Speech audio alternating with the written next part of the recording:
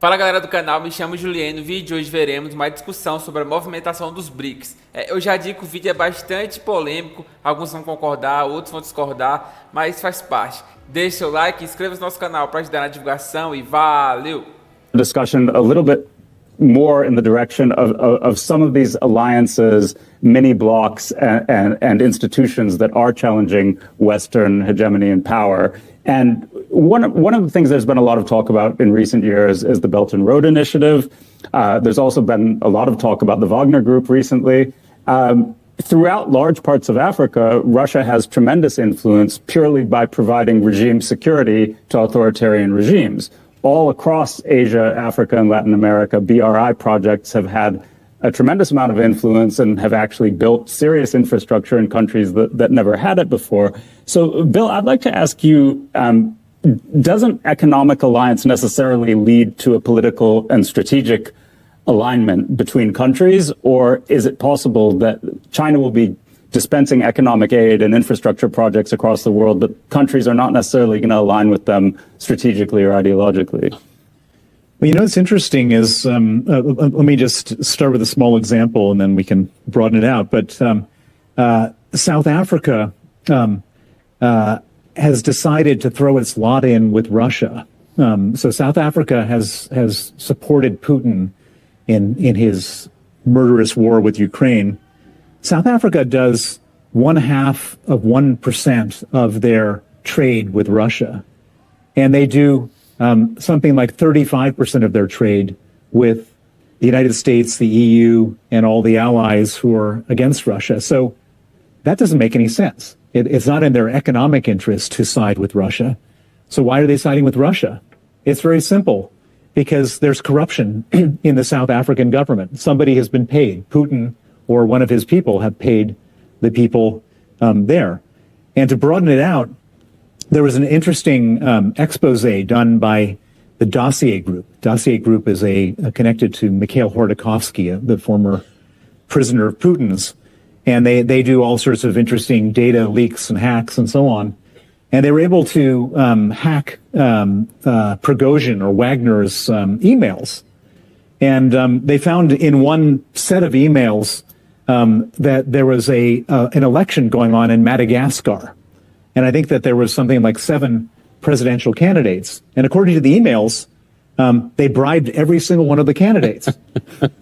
And so that they could be sure, and not a lot of money, it was like $10,000 per candidate. So they could be absolutely sure that whoever won would then be aligned with Russia. And so all this stuff about alignment and where the geopolitics are going, is, at least as far as Russia, is all very narrow, mundane, and comes down to just really base corruption. And as far as China goes, they have a slightly more durable model, which is they make a loan for $1 billion to build a road or a stadium or an oil refinery or whatever. And they particularly like lending to ports because that can be naval bases. And then when the country inevitably defaults, as they do, then China can come in and take the infrastructure and then have all their sort of stuff where they want it. The problem with that is that you can make a loan to a country and then ask for some asset at the end, but the country is the one who makes the rules about what gets handed over at the end. And so I think everyone was really happy to get all this Chinese money in, but now that they can't pay it, China's not going to get what they want out of this whole thing. China will get, in some cases, what they want, but oftentimes these countries are going to say no. And China is actually now facing, the cold water is being poured on China's head as they're dealing with all these defaults, asking for their terms of their loans to be enforced, and then discovering that these countries have defaulted numerous times in the past, and and the West has always written off the loans, and they're going to have to write them off. The Chinese are going to have to write them off too. Yuan, I want to bring you in on this. Can China maintain this sort of influence if it's having its own economic troubles at home now, facing demographic pressures with an aging population and also girding itself for a potential war with Taiwan, which I assume would consume quite a lot of the domestic budget? So the straight answer is no, China cannot maintain that level of influence, and it has been drawing back on Belt and Road lending. Ever since 2019, the lending has pretty much dried up. As we've heard from Bill, China's not only not lending, but now having to deal with restructuring and rolling over of existing debt that may never get repaid. And that's the Chinese way of doing things. You know, we roll it over, we forget about it. It gets rolled over into perpetuity. And nobody has to address it explicitly. But because, you know, when we had our pre-discussion for this panel, we decided that one of the problems we might face in this panel is that we might all agree too much on the same thing. So I'm going to aggressively question the premise of your previous question to inject some drama into the situation, which is that you asked Bill whether China and the Brics countries can create an ideological alliance. And I want to ask, you know, is ideology important in an alliance? Because I think in many ways what typifies Chinese partnerships, because China doesn't believe in alliances apart from with North Korea, with which it has its only alliance. What typifies Chinese partnerships is that they're not centered around an idea of liberalism, of democracy in the same ways that I think Western alliances have been centered around. They're not centered around a Washington consensus. They're not centered around an economic model. They're not centered around, even an idea of how alliances should be structured or how foreign policy should be structured. There's no in-group. There are no clear rules for how you get into the in-group. It's not about your values in common. It's about mutual interest. And in some ways, those alliances, I think, are sometimes more durable and more flexible from China's perspective.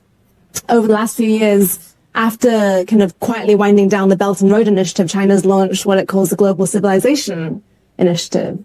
And it's trying to make some arguments about why Chinese leadership of the developing world is both good and necessary.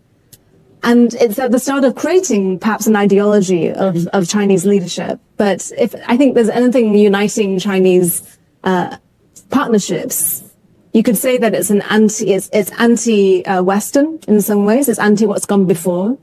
But in many ways, even that is quite a broad term to be anti-Western. It's simply saying the old order is not something that served as well. Development on the Washington consensus terms of the IMF and the World Bank did not serve as well. I think that's objectively correct, from a development economics point of view.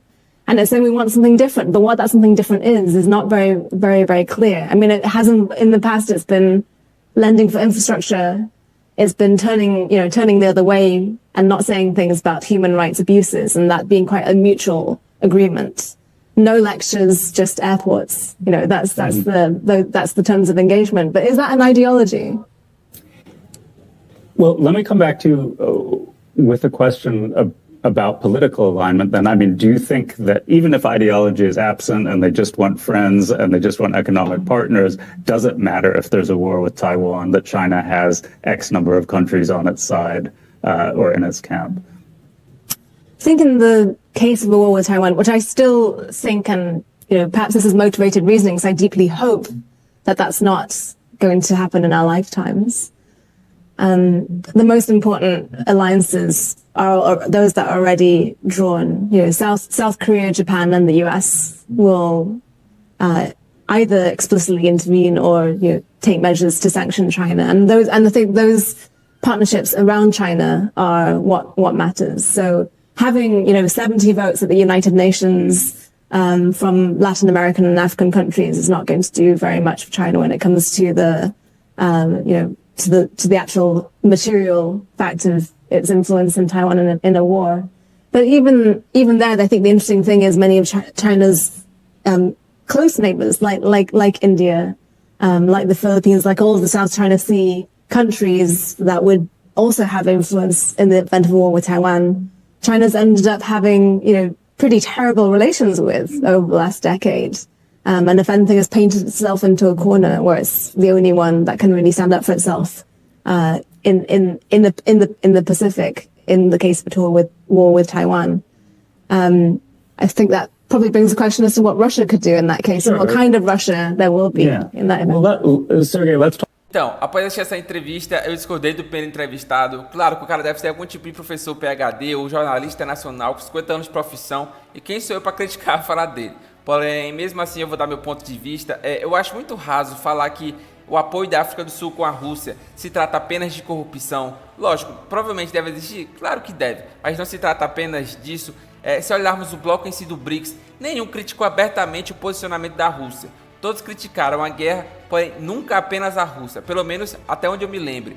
E se olharmos mais a fundo ainda, um dos principais apoiadores da Rússia é a China, a mesma China que injetou nos cofres da África do Sul 25 bilhões de dólares nos últimos 15 anos. Ou seja, eu acho que não se baseia em corrupção, muito pelo contrário, eu acho que os países possuem interesses comuns e não estão a fim de abalar suas relações com algo desse tipo. Pelo menos eu penso assim. Deixe seu ponto de vista aqui nos comentários, deixe seu like, inscreva-se no nosso canal para ajudar na divulgação e valeu!